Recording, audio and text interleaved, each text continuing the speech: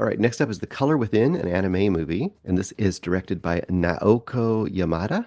Naoko Yamada? Yes. I'm not going to go through all the actors' names that are playing the voice acting in this. I will ruin them. I'll just give you the main characters.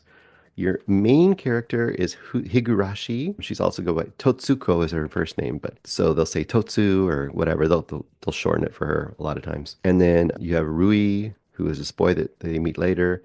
And then you have Kimi, who is another girl that's with her in the school. So Tatsu is your main character.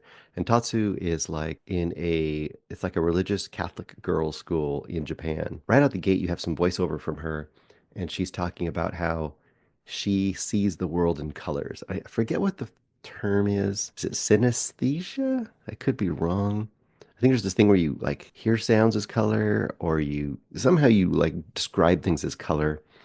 I think it's kind of a version of that. So you kind of see some depictions of that where in the animation, like maybe she'll be looking at a person. I think there's this one teacher, this younger nun teacher at the school, and that she really connects with.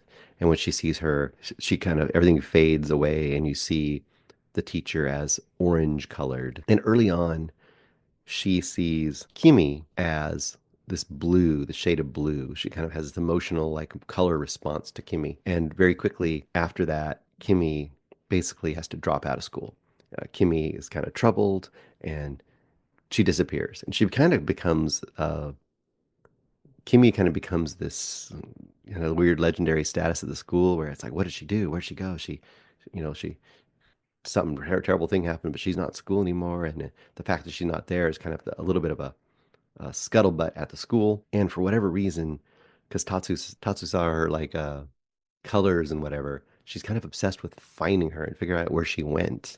All she knows is that she being Kimi, all that she knows is that Kimi is left school and now is working at a bookstore. And suppose that's kind of scandalous, I guess, like that she's not in high school anymore, essentially, and that she just had to give up and go work. So Tatsu goes looking for her, basically goes and going to every bookstore around the area, and eventually just stumbles upon this one. It's called like I forgot to write it down, a White Cat Hall bookstore. It's like down an alley, and of course, it's almost like magical, right? Tatsu's walking around down the street. She'd pretty much given up on finding Kimi, and this little cat meets up with her, and of course, she's drawn to the cat, and she follows the cat, and the cat leads her to this bookstore, and inside the bookstore is Kimi, and Kimi is sitting there playing around with her guitar, practicing guitar, because it's a very, very quiet little bookstore in like a house, like not even a big bookstore, not a, it's like no one's there. It's just kind of like people very rarely wander in. So while Tatsu's there looking around the books, a dude shows up. He seems like he maybe is interested in Kimi, and Tatsu kind of jumps in between and very, very awkwardly basically blurts out that, oh, her and Kimi are in a band together. And he's like, oh, great. And essentially, through this kind of meet awkward, the three of them end up falling into supposedly being in a band together. And Tatsu doesn't know how to play anything in the band. Kimi has just been messing around with guitar, doesn't really know how to play it. And this other kid they met, this dude who seems unassuming, not like a player at all, like unassuming dude. He seems like he maybe knows a little bit about keyboards and musicianship, but he's pretty awkward in his own right. And that's it. This is a very gentle, gentle movie about kind of overcoming these small impediments to keep you from going forward, especially like late teen years when you're like, whatever it is that it's your reservedness from one way or another. Like maybe you're ashamed of your family, or maybe you just don't believe in yourself, or you don't have that daringness to just go with what you really want. Like, so for example, the boy's family is like a long line of doctors.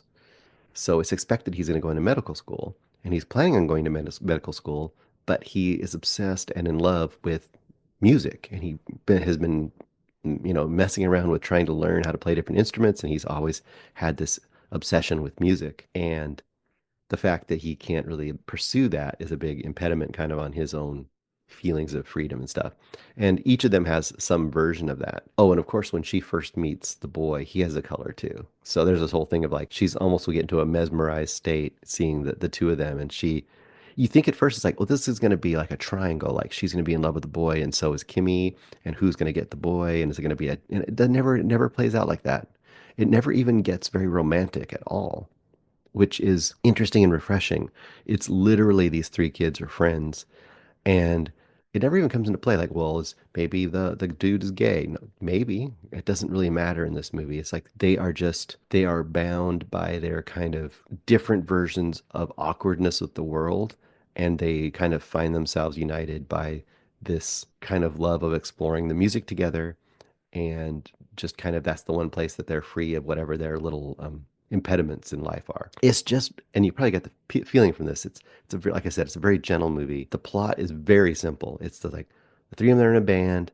Are they going to be able to stay in a band? And are they going to eventually perform? And are they going to eventually be able to tell their parents? And is it going to be accepted? And will they play a show at the end? It's that kind of a thing, right? But really, the journey to get there is what the movie's about, which is just the way they are slowly navigating, like I guess how to get out of their own traps in life and be able to interact with the world and each other and just kind of become themselves. Like coming of age in a lot of ways, you know. And there's some really like great moments. There's just a moment where all the kids go on a field trip and Tatsu stays behind pretending to be sick. So Kimi, who's not in school anymore, can break in and just have a slumber party with her. And once again, it could have been romantic, and it just never, it's not about that. It's about them just having this great time together, and it has no problem just sitting with that. Same thing with the music they create. They aren't creating anything that's crazy and fantastic. It doesn't become like, oh my gosh, they're the best musicians in the world. It's just like you're just seeing the joy of them creating together and how they kind of are freed when they do it. A really fun movie for me. I really liked it. And I like the fact that as an anime, it was more a super grounded version of anime. And there are some of those out there, but a lot of them tend to get really big and have huge stakes and very fantastical elements. And I love those a lot of times as well. But sometimes you get movies like this that are just very, very quiet and they're very fantastic. I can't remember the name of it. There's the one about we saw a few years back about a woman who just was learning how to cook and living in the country. And it was just like this kind of a thing where you just had this very quiet character moments. And it was the kind of movie that usually doesn't get made as animation, right? It just gets made as a live action, like, you know, late teen coming of age drama with slight comedic elements, but this is made as anime. So it makes it a little more interesting in that way. And then all the color stuff, of course, is part of it as well. The animation itself is pretty good. Is once again, it isn't anything that just blows you away because it's not overly stylized. It's just the form that you're being presented as. I will go 4 stars in this. I did have quite a good time with it. I think it's going to be way too quiet and way too subdued for some people, definitely. You can probably tell from my description kind of if it's the movie for you or not. But I had quite a good time with this. The colors within. Hey guys, thanks so much for watching this video. For more movie and television reviews and interviews, please subscribe to my Deepest Dream channel. Like, comment, share, subscribe. And as always, thanks so much for your support. Take care.